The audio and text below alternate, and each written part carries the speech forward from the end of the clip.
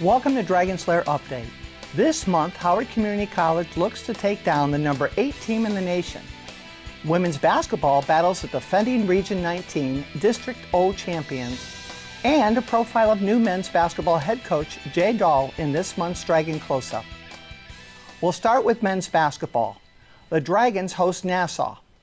Mike Leschner anchors our coverage. Thanks, Diane.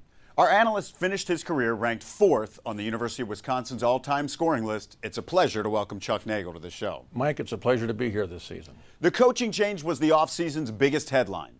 After winning the Maryland JUCO regular season championship, head coach Mike Smelkinson left Howard to take the head coaching job at Hartford.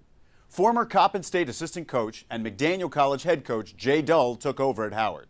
Coach Dahl's Dragons enter the game still searching for their first win. Howard's coming off a 22-point loss to Baltimore City. Chuck, what do you expect to see from the Dragons? I'd hope they'd come out of the locker room tonight, Mike, with fire in their eyes. As you mentioned, they're up against a good team. They've dropped their first 2 games. They need a win at home, especially at home. Their forte is to bring the ball up the floor, push it as much as possible, and finish at the rim. I think also a key tonight would be their perimeter shooting. They've got to break down the Nassau zone defense. Nassau's 1-0. They enter the game ranked 8th in the D3 preseason poll. The Lions are the defending Region 15 champions. They won 29 games a year ago and finished 4th at Nationals. Chuck, what does Nassau like to do? They're a very strong team this year. They've got 2 outstanding post players, 2 forwards who can hit the boards hard and score pretty much every time they have the ball. They rebound well, as I said. They'll also try on defense to create havoc, I think, for the Howard offense. Howard takes on Nassau next. Let's go to the Dragons' lair. First half, 13-point lead for the Dragons. Willie Key drives into the lane, takes on the Nassau big man, and emerges with 2 points. Excellent job by Willie Key, who penetrates nicely through the Nassau zone for the jump shot. Kavion Green hauls in the rebound for Nassau. Lions in transition. Stephen Pandalis. Key forces the turnover, takes it the other way. No-look pass, Connor Gaskins, and one. Quick hands by Key, strips the ball, starts the 3-on-1 fast break, finishes with an outstanding pass to Gaskins for the layup. Nassau on a man-to-man defense. He takes it inside, back out to Aaron Brown for 3. Devron Goodwin hustles for the rebound. Finds Brown, absorbs the contact, and banks it in. Dragons playing hard. They lead by 16. What led to this play, Nassau's poor blocking out on the defensive boards allows Goodwin to save the ball and assist on the basket. Ian Vasquez goes to Key, storms the paint. Key is getting to the basket. 8 first-half points for the sophomore out of Baltimore. Very porous 2-3 zone here allows Key to drive right down the lane for the easy basket. 15 seconds till halftime. Jaleel Charles up against Gaskin. Keys takes it away. Willie Key on the run. Extends the lead to 10. Second half now. Shaquille Waldron brings it up for Nassau. The Lions move it to Charles.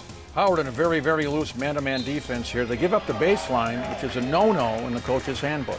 Charles puts it away, and he is going to the line. The sophomore out of Far Rockaway, New York, comes out of the locker room fired up. Nassau still in that 3-2 zone. Perfect way here for Howard to score against the zone, get the ball to the middle. And Gaskin sinks the mid-range jumper and extends the lead to 8. 8 minutes remaining. Vasquez to Key. Once again, this time the pass comes from the top of the key, just like Coach Dahl diagrammed. And Jamal Eggleston knocks it down. 62-54 Howard. Next Howard possession. Eggleston kicks it out to Key. Goes left. Oh yeah, sensational and one. 10-point lead for Howard. Once again, Willie Key flashes down the middle for a chance at a 3 the old-fashioned way. 4 minutes to play. Nassau on an 8-2 run. Vasquez to Key. Oh, aggressive play from Edwin Sainville. Pays off, draws the foul, and he will go on to knock down his free throws. Nassau here taking a page from the Dragon playbook. Ball to the middle, turn, score. Charles cuts the lead to 2, and he'll go to the line.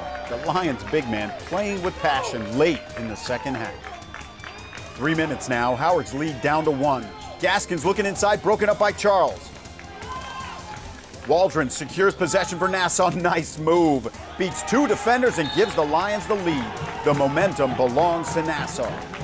1:40 remaining now, 2-point lead for Nassau. Ian Vasquez goes to Brandon Roberson.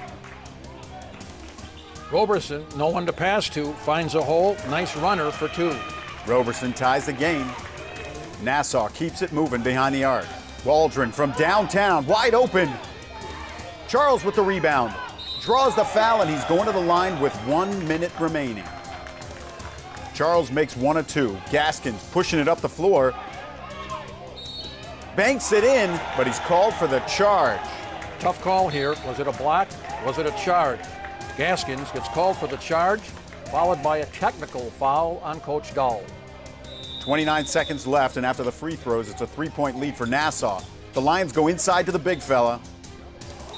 Hooking foul called on Charles. Looks to me and to him like it could be a makeup call. Dragons go to Willie Key. Flies into the lane, and he picks up a foul here. Key would go on to sink both free throws and cut the lead to 1. 18 seconds now. Howard brings the press.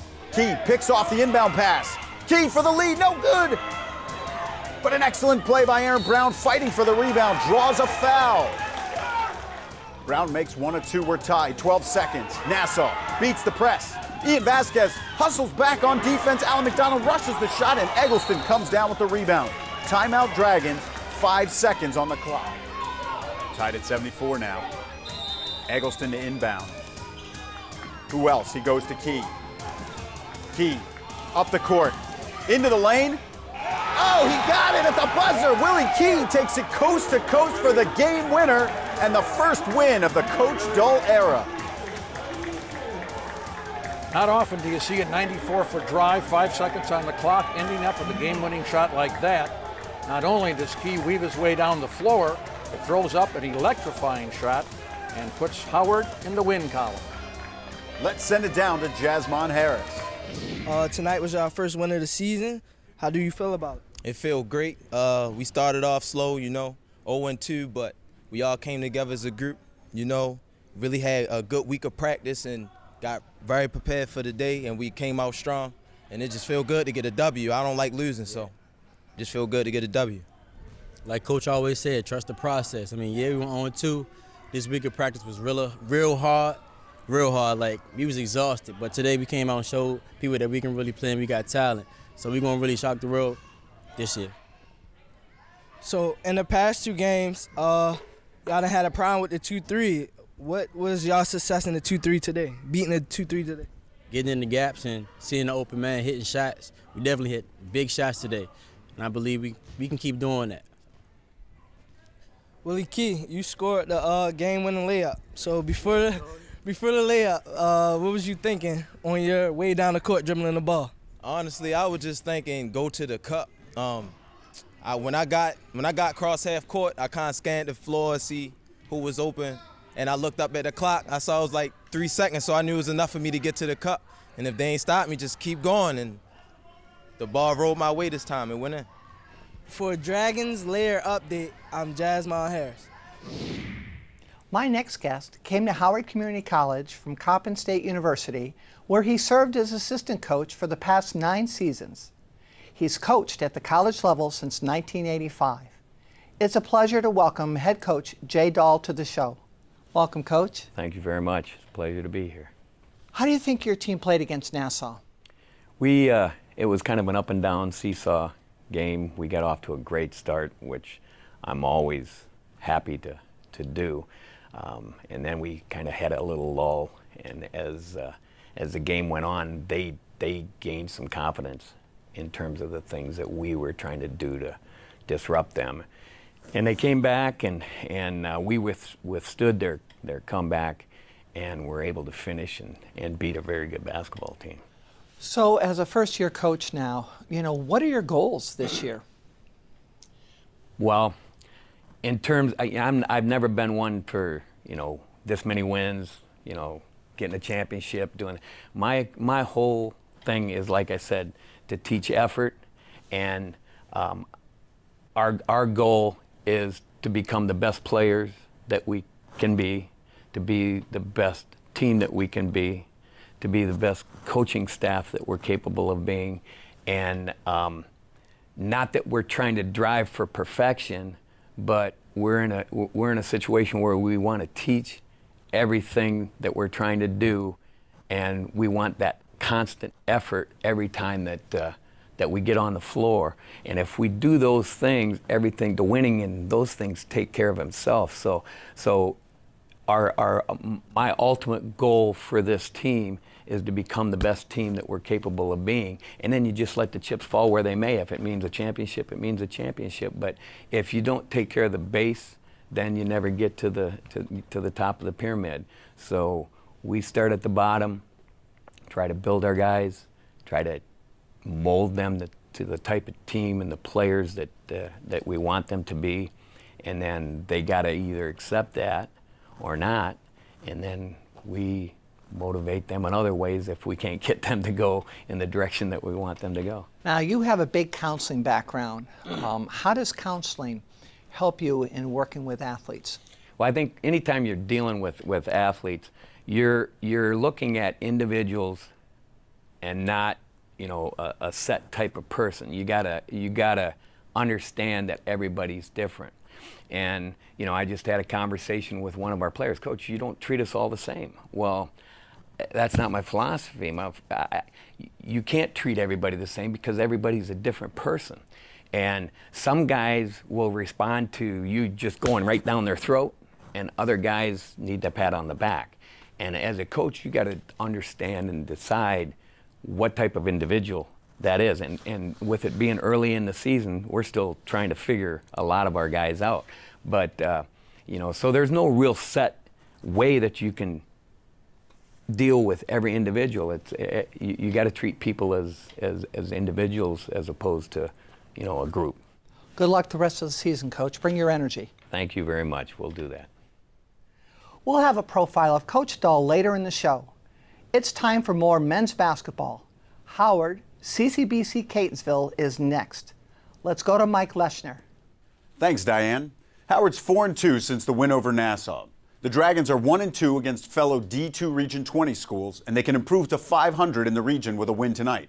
Chuck, how can Howard beat Catonsville? It's going to be a very tough time tonight. Howard's going to have to reduce their turnovers, take excellent shots, rebound on the offensive glass, and play very, very smart game. They've got to know when to push the ball up the floor, when to stay back and be patient. And they've got to stay out of foul trouble. CCBC Catonsville enters the game with a 4-5 record. The Cardinals have won 3 of their last 4, and they're fresh off a 36-point win over Montgomery College. Chuck, what do you expect to see from Catonsville tonight? Catonsville's very hot. They've got an excellent team, a lot of guys returning from last year. They change defenses from man-to-man to zone defense, tough to play against. They want to create turnovers that lead to baskets, and they'll put up as many shots as humanly possible. However, they have struggled on the road this season. A Region 20 win is on the line. Howard battles CCBC Catonsville. Let's go to the Dragons' Lair. First half now. Robert Goodwin leaves it for Brandon Roberson. Back to DeVron Goodwin. Oh, he's stripped. Khalil Carroll with the strip, leads the 3-on-2 break, and a great pass to Quentin Jackson, who beats everyone up the floor and converts the transition bucket. Jackson inbounds to Willie McDowell, who goes back to Jackson, who goes back to McDowell. Howard in a full court press, great ball movement up the floor by Catonsville, creates the easy basket. And Tyler Hunter inside extends the Cardinals' lead to 4. Catonsville changing defenses now from zone to man, very tough to beat. Ian Vasquez goes to Josh Jones. He's guarded by McDowell. Jones back to Vasquez. Vasquez creates space. Nice jump shot for the 2. Khalil Carroll takes a look at his options and goes to McDowell. Dragons in a 1-2-2 zone. Perimeter passing by Catonsville leads to a spot-up jumper from Carroll. And the sophomore out of Suffolk, Delaware, extends the Cardinals' lead to 6. 11 minutes till the half. McDowell up against Jones. The Dragons in a man-to-man defense here, but no backside help allows Scott the easy layup. Howard moves it along the outside to Terrell Willis in the corner. McDowell hauls in the rebound. Lowers his shoulder, barrels down the floor outside to Marcus Knight, and he buries it. 11-point lead for Catonsville. Howard brings the press. Knight goes to Carroll. Eggleston scraps and claws for it. Roberson secures it and he goes to Key. Oh, and he beats 2 defenders on the way to the rack. Great move from Willie Key. Where does he get this stuff? Howard stays with the press. Carroll, good pass ahead to Knight. Oh, denied by Austin Wosu. Jones gets it, catches Eggleston in stride, and after 2 quick Howard field goals, Catonsville needs to talk things over. Jackson checked by Jones. Hunter comes out to set the screen, but Wosu is there to back him up. Loose ball. Roberson comes up with it. Our defense creates the turnover and just does beat the Catonsville team down the floor for the layup. 32 in black, Tyler Hunter comes up, sets the screen. McDowell uses it, opens up Jackson for the 3, and CCBC Catonsville is on a 10-3 run. 4 minutes to the half, 12-point lead for the Cardinals. And another interior bucket for Hunter. CCBC Catonsville shooting 60% from the floor in the first half, and they lead by 12 at half. Second half now. Vasquez gets the ball inside, and Wosu can't get it to go. And a great quick decision from Khalil Edwards sends it to Jackson. One-on-one in transition. Tips his own rebound and goes to the line. 15-point night for the sophomore out of Princess Anne, Maryland. 3 minutes remaining and a 14-point lead for Catonsville. Goodwin into the heart of the Cardinal defense and a scoop shot. He gets it to go. Final minute now, and the lead is down to 6. The Dragons bring the press. CCBC Catonsville able to slice through the defense, and Howard has to foul here. Catonsville very effective with those long overhead passes to get the ball down the floor and set up that offense. The Cardinals' short bus ride to Columbia pays big dividends. Catonsville gets the win. Let's send it down to Jasmine Harris. Tonight, after the game, what's your thoughts? I felt we came out a little sluggish in the beginning, but the second half we played really hard, and I think the way we played the second half, if we'd have played that in the first half, we'd have got the W. After tonight's loss, how do you bounce back? I think we just come together as a team, and Thursday we got practice, and we go at it and take it out on the next team we face, and remember this loss and how we felt after it. For a Dragons Lair update, I'm Jasmine Harris. It's time for women's basketball. Howard goes up against Essex County College. The Dragons enter the game with an 0-3 record, looking to bounce back against a program that they've had success against in the past.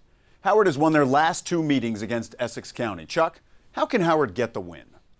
The key tonight for Howard will be the play of their 2 point guards, Gina Booker and Lauren Thompson, who both must be very, very patient when they bring the ball up the floor against the pressure zone, the pressure defense, full court defense from Essex. And a key, free throws, the ability to make free throws against a team that is very prone to fouling. Essex County College enters the game with an 0-1 record. The Wolverines are the defending Region 19 District O champions. 3 starters return from last year's team. Chuck, what do you expect to see from Essex County? Expect to see a lot of running, a lot of havoc created both on offense and defense. Essex, a team that needs to exert full court pressure. They need to push the ball up the floor on offense and rush the offensive glass. They're a very good rebounding team. They start 2 forwards who can shoot the ball very well from the outside. In addition to a post player, very strong inside game. Howard and Essex County take the floor next. Let's go to the Dragons Lair. First half here, Lauren Thompson takes it up for Howard. Essex picking up the Dragons full court, falling back into a 2-3 zone. Thompson picked off by Shaniqua Graves. Thompson at the point tries to make a pass to the wing, just makes a bad pass, which allows Essex to get the advantage coming down the floor. And Graves converts the transition bucket. 10-point lead for Essex County. Kim Richburg to Randy Welch, back to Richburg. Howard now in a 3-2 zone, trying to keep Essex on the perimeter. They like Essex to take that shot from the corner. They do when she makes it. Welch has 7 first-half points, and Essex leads by 9 at the half. Essex again in a full-court press, trying to create turnovers. Thompson now ahead to Patrice Jones, and she lays it in. Great job here of Patrice Jones taking the pass and going right to the basket for 2. Howard opened the half with 7 unanswered. Gina Booker takes it inside, leaves it for Jones, and she knocks it down. Gina Booker dribbles baseline. Great assist to Jones for that jump shot. The Wolverines' lead is down to 1. Richburg back to Ginny Jean. Essex with great ball movement here against the Howard 1-2-2 zone, setting up Richburg for the long three-pointer. Jones bringing it up for Howard. Bounce pass to Liz Parks. Oh, and a nice lefty finish off the glass. Liz Parks with a very strong move to the basket. Wolverines now keep it moving on the outside. Richburg down low to Welch, open for the layup. Essex going to the low post here very well, but just no weak side help from the Dragons. 1:43 remaining. Welch to Marciel Richards. Bounce pass to Jean. Back to Richburg. Inside to Graves. She shoots and it's no good. Great hustle on the rebound by Thompson. The Dragons now in the double bonus, so a chance for 2 free throws, which could tie the game. Thompson would make her free throws, and there's 39 seconds remaining, all tied up. Essex County looking to run the shot clock out. They lose track of time, and Richburg from long range. Booker takes it the other way for Howard. Beats Richards, forces Richburg to come out, connects with Jones, and Essex sends her to the line. Dragons on a 3-1 fast break. What a gorgeous pass from Booker to Jones. Patrice Jones at the line looking to give Howard the lead. Jones hits her first free throw. And with the second one, Jones gives Howard a 2-point lead late in the second half. 9 seconds on the clock. Richburg brings it up. Broken up by Gina Booker. Richburg gets it back. And the Wolverines call a timeout. 3 seconds remaining. The plan for Essex. 1 pass, 1 quick shot to win or tie the game. And once again, they go to Richburg, who gets to the lane but can't get it to fall, and Howard wins. The key to this win for Howard, remaining in the 3-2 zone, forcing Essex to shoot from the outside, and the ability for Howard to make free throws when they counted. Let's send it down to Matt Stovall. Patrice, you and the girls were down 9 at the halftime. What was the key to the comeback? The key to the comeback is that went into halftime, we came back, we talked about defense and stepping up and just communicating, and it seemed to work out for us. Liz, how did the communication improve in the second half? Second half, we knew we had to talk a lot more, especially on defense. That definitely helped us in the last 9 seconds of the game. So, yeah. Patrice, how did it feel sinking those free throws to seal this one? To be honest, I was a little nervous. I was like, I did not want to miss them, but I calmed myself down, I shot them, and I made them. So I was like, whew, go Dragons, you know. During the comeback, what were Coach Anderson's words? How did he inspire you and the team, Liz? Well, he told us from the beginning we needed to box out and play defense, and yesterday we didn't do that. So we knew today we had to come in, play great defense, talk a lot more. That's been our biggest downfall, but throughout the game we saw that the more we talk, the better our defense is, and that really helped us near the end. Congratulations on a big team win, ladies. Thank you. Thanks. For Dragons Lair Update, I'm Matt Stovall. Let's go to Mary Lee Adams for this month's Dragon Close-Up. HCC has a new basketball coach who is heating up the court, enforcing high-intensity practices and a strong work ethic in all facets of life. Coach Jay Dull has high hopes for this young team and is using his experience as a coach and mentor to take them to new heights this season. Coach Dull brings vast experience to the table with over 35 years of coaching basketball.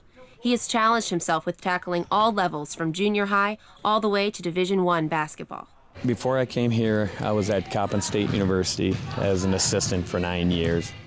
Before that, I was a head coach at McDaniel College out in Westminster, Maryland, for 4 years. And before that, I was an assistant at Towson University for 4 years. Before that, I was a head coach at a school called Grandview College in Des Moines, Iowa.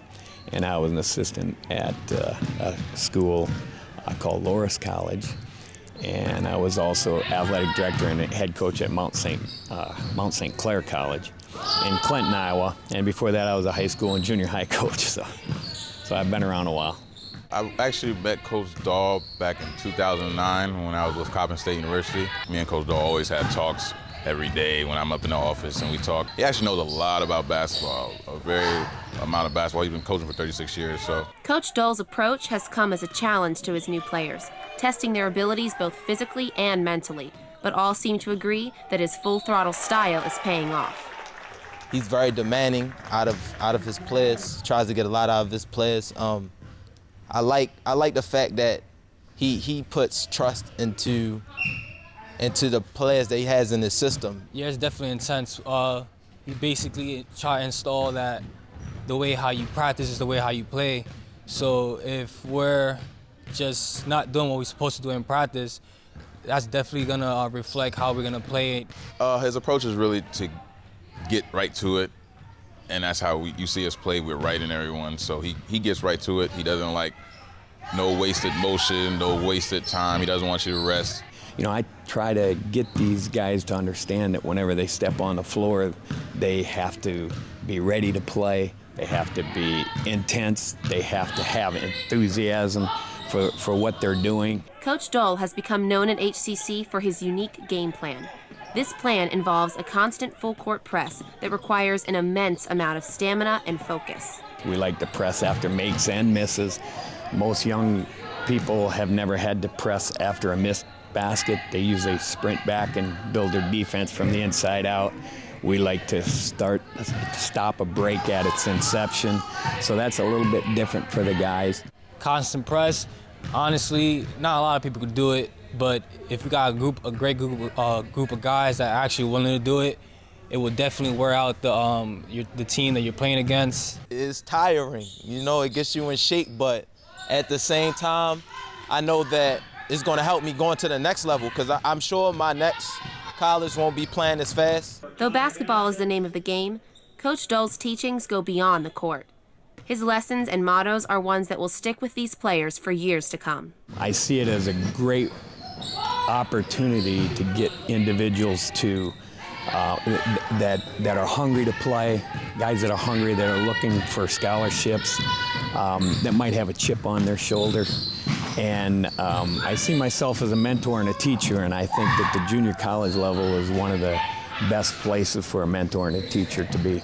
He's taught me a lot more than just basketball, because he always has these principles. Like, one is ACT, that's one thing that we go by. It stands for attitude changes things, and that's for basketball, but it's also, you know, you could take it to a real life situation. He definitely enforces that you're a student before an athlete. Take care of what you have to do in school, and it's definitely going to reflect on the court, because nobody's going to take a kid with all the talent in the world, but yet still struggling on his math or his English. He would give us books to read, not long, real long books, you know, short stories, and it all ties into, you know, more than just basketball. It's real life situations also that you can apply those things to. It isn't every day you come across a coach as passionate and dedicated as Coach Jay Dole, and what makes it even better is that this career path is one that he always knew he would take. I knew I wanted to coach since I was in the 7th grade, and I've kind of built my career towards that. I knew I wanted to coach at the college level, and I started off as low as you can get. I started off at the elementary school level coaching and worked my way up to Division I basketball. So you know, I have some experience. If guys want to listen to me and understand that you don't have to start up here to get up here, you're probably going to start down here and have to work your way up to get there. And that's pretty much in any profession that you're in, and it's the same thing with athletics. With a seasoned veteran in the coaching arena, HCC men's basketball team seems to be in good hands with Coach Jay Dole, emphasizing academics and instilling hard work and motivation on and off the court. For Dragons Lair Update, I'm Mary Lee Adams. For the latest highlights, go to youtube.com/HCC Dragon Sports. A new Dragons Lair Update premieres Friday, February 6th on HCC-TV. Thanks for watching, and remember, go Dragons!